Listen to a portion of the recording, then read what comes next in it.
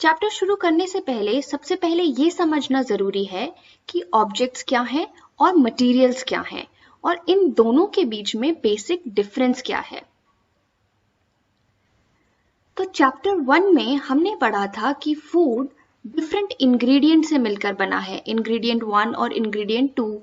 जैसे कि चावल में हमें चावल के ग्रेन्स चाहिए और पानी चाहिए, उसी तरह से एक ऑब्जेक्ट डिफरेंट मटेरियल से मिलकर बना होता है। तो हम कह सकते हैं कि एक ऑब्जेक्ट एक या उससे ज्यादा मटेरियल से मिलकर बना होता है। अपने चारों तरफ देखिए, आपके चारों तरफ ये सारी चीजें, table, chairs, black board, chalk, books, notebooks, pen, pencil, duster, अलमीरा, आपके फैंस, एसी, आपके utensils, bags, purses, sofa, candles, match box, computer, laptop, mirror, doors, car, scooter, bicycle, ये सारी ऑब्जेक्ट्स हैं। हमने पिछली स्लाइड्स में पढ़ा कि एक ऑब्जेक्ट या तो एक मटेरियल से मिलकर बना होता है या एक और उससे ज्यादा मटेरियल से मिलकर बना होता है। इसको एग्जाम्पल से समझते हैं। जैसे कि ये एक चेयर है, ये एक वुडन चेयर है और सिर्फ वुड से मिलकर बनी है, यानी ये ऑब्जेक्ट सिर्फ एक ही मटेरियल से मिलकर बना है। दूसरी तरफ हमारे पास ये एक पेंसिल है जो कि एक ऑब्जेक्ट है, पर ये एक से ज्यादा मटेरियल से मिलकर बना है। जैसे कि इसके पीछे यहाँ रबर भी है, थोड़ी मेटल की स्ट्रिप भी है, वुड भी है और नोक पर ग्रेफाइट है, यानी कि ये ऑब्जेक्ट एक से ज्यादा मटेरियल से मिलकर बना है। तो मैं अब समझती हूँ कि आपको ऑब्जेक्ट्स और मटेरियल के बीच का डिफरेंस काफी अच्छे से समझ आ गया होगा। ये पेंसिल एक ऑब्जेक्ट है और जिन चीजों से मिलकर ये बना है, जैसे कि वुड, मेटल, वुड और ग्रेफाइट, ये सारी चीजें मटेरियल हैं।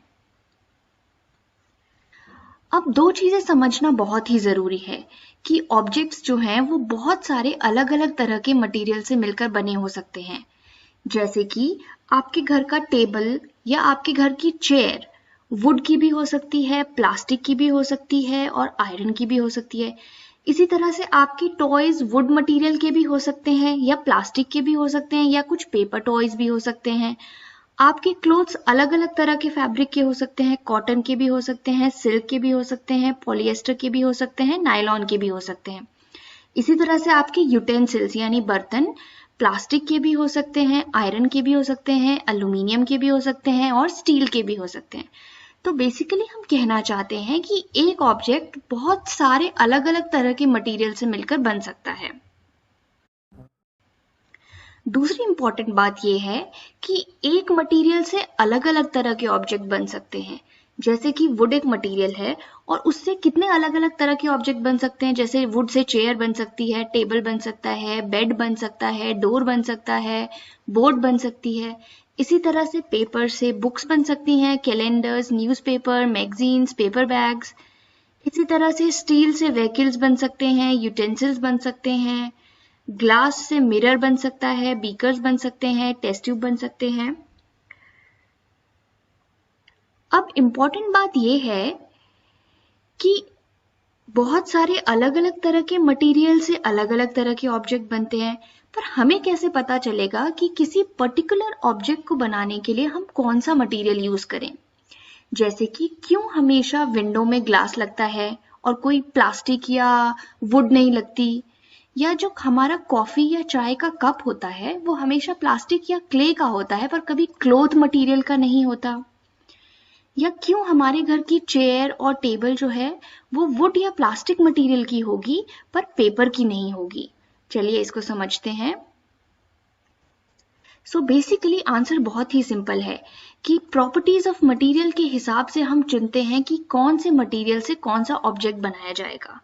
जैसे कि अब ये चाय के कप को लीजिए, इसका काम है लिक्विड को होल्ड करके रखना। आप इसमें चाय पीना चाहते हैं तो ऑब्वियसली आप इसको प्लास्टिक या क्ले या ऐसे किसी मटेरियल से बनाएंगे जिसमें लिक्विड को होल्ड किया जा सके, रेदर देन अगर आपने इसको कपड़े के मटेरियल से बनाया तो सारा पानी बाहर आ जाएगा सारी, और आप इसमें चाय नहीं पी पाएंगे। सिमिलरली एक विंडो को देखिए, अगर विंडो में ग्लासेस ना हो तो हम घर बैठे बाहर कैसे देखेंगे।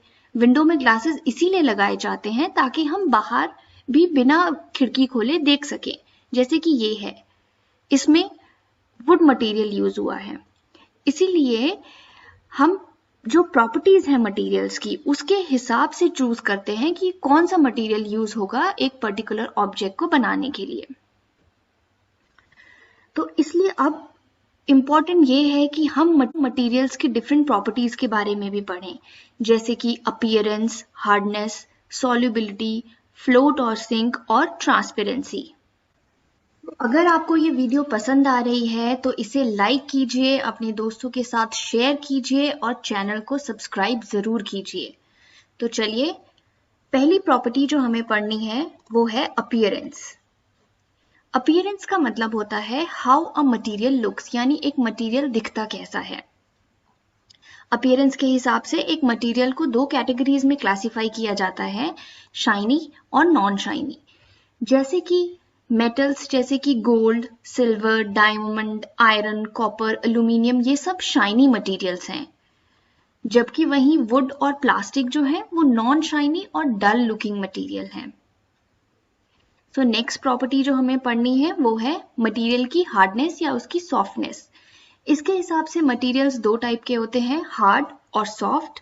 हार्ड मटेरियल्स वो होते हैं जिन्हें आसानी से कंप्रेस नहीं किया जा सकता, और सॉफ्ट मटेरियल्स वो होते हैं जिन्हें आसानी से कंप्रेस किया जा सकता है। हार्ड मटेरियल्स के एग्जाम्पल्स हुए जैसे कि iron, would, stone, glass etcetera. और सॉफ्ट मटेरियल्स हुए जैसे कि कॉटन, स्पॉन्ज, रबर, वूल एटसेट्रा। इसीलिए आपकी चेयर, जिसका काम ये है कि वो एक इंसान जो उस पर बैठ रहा है उसका वेट उठा सके, एक हार्ड मटेरियल से बनती है, जैसे कि आयरन से या वुड से। और वहीं आपके घर के तकिए, आपके गद्दे और बेडशीट्स सॉफ्ट मटेरियल से बनती हैं, जैसे कि कॉटन। चलिए, नेक्स्ट प्रॉपर्टी है सॉल्युबिलिटी। तो ऐसे सब्सटेंसेस जो वाटर में पूरी तरह से घुल जाते हैं उन्हें हम कहते हैं सॉल्युबल सब्सटेंसेस, जैसे कि नमक और शुगर। और वही कुछ सब्सटेंसेस ऐसे होते हैं जो पानी में या किसी और लिक्विड में पूरी तरह से नहीं घुलते, जैसे कि सैंड और ऑयल वाटर में पूरी तरह से नहीं मिक्स होते, इसलिए उन्हें कहते हैं इनसॉल्युबल सब्सटेंसेस। यहाँ हमारे पास एक लिस्ट है सॉल्युबल और इनसॉल्युबल सब्सटेंसेस की, कि कौन कौन से मटेरियल्स जो हैं वो वाटर में डिसॉल्व हो जाते हैं और कौन से ऐसे हैं जो वाटर में डिसॉल्व नहीं होते, जैसे कि चीनी, नमक वाटर में डिसॉल्व हो जाते हैं।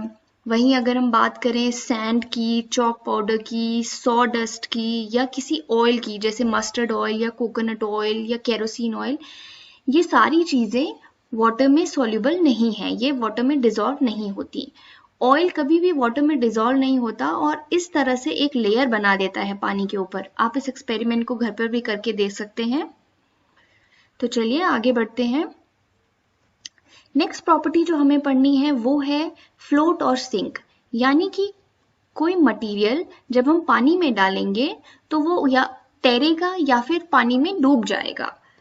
तो आपने ऑब्जर्व किया होगा कि अगर आप पानी में कोई प्लास्टिक बॉटल या कोई रबर की बॉल या पेपर बोट चलाते हैं या पत्ते फेंकते हैं तो वो पानी में तैरते हैं, जबकि वहीं अगर आप पानी में कोई स्टोन डालें, कॉइन्स डालें या सैंड डालें तो वो पानी में डूब जाते हैं। इस तरह से बेसिकली ऐसा इसलिए होता है कि जिन ऑब्जेक्ट्स की डेंसिटी पानी से ज्यादा है वो पानी में डूब जाते हैं, और जिन ऑब्जेक्ट्स की डेंसिटी जैसे कि ये बॉटल या रबर बॉल या ये पेपर बोट, जिनकी डेंसिटी पानी से कम है वो पानी में तैरने लग जाती हैं। तो चलिए आगे बढ़ते हैं। नेक्स्ट प्रॉपर्टी जो हमें पढ़नी है वो है ट्रांसपेरेंसी। ट्रांसपेरेंसी के हिसाब से ऑब्जेक्ट्स जो हैं वो तीन टाइप के होते हैं, ट्रांसपेरेंट, ओपेक और ट्रांसलूसेंट।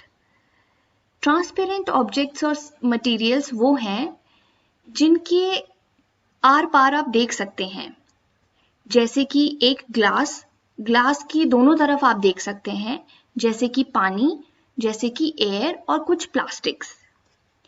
उसी तरह से ओपेक ऑब्जेक्ट्स वो होते हैं जिनकी दूसरी तरफ आप नहीं देख सकते, जैसे कि एक वुडन डोर है लकड़ी का दरवाजा, तो उसकी दूसरी तरफ आप नहीं देख सकते। कोई मेटल है, कोई प्लास्टिक है, कोई कार्डबोर्ड है, आपकी दीवार हो गई, ट्री हो गया, ये सारी चीजें ओपेक हैं क्योंकि इसकी दूसरी तरफ क्या है आप नहीं देख सकते। और ट्रांसलूसेंट ऑब्जेक्ट्स वो होते हैं जिनकी दूसरी तरफ आप पूरी तरह से भी नहीं देख सकते पर थोड़ा थोड़ा देख सकते हैं। पूरे क्लियर नहीं देख सकते पर एक फेंटेड इमेज देख सकते हैं, जैसे कि बटर पेपर या ऑयली पैच ऑन पेपर। आप किसी पेपर पे थोड़ा सा ऑयल लगाइए और उसके बाद उस पेपर से सामने की चीजों को देखने की कोशिश कीजिए, आपको दिखेगा कि आप उसमें से थोड़ा थोड़ा हल्का हल्का देख सकते हैं।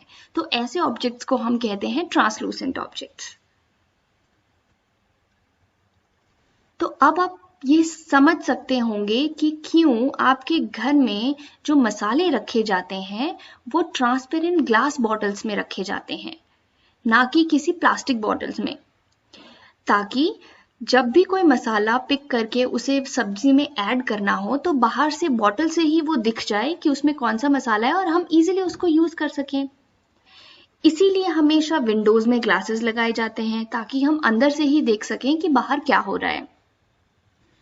केमिस्ट्री की लेबोरेटरी में हमेशा बीकर्स या जो ये टेस्ट ट्यूब्स होती हैं वो हमेशा ट्रांसपेरेंट ग्लास मटेरियल की होती हैं, ताकि इसमें केमिकल रिएक्शंस कैसे हो रहे हैं, कौन से कलर बन रहे हैं, ये आपको आसानी से दिख सके ट्रांसपेरेंट मटेरियल की वजह से।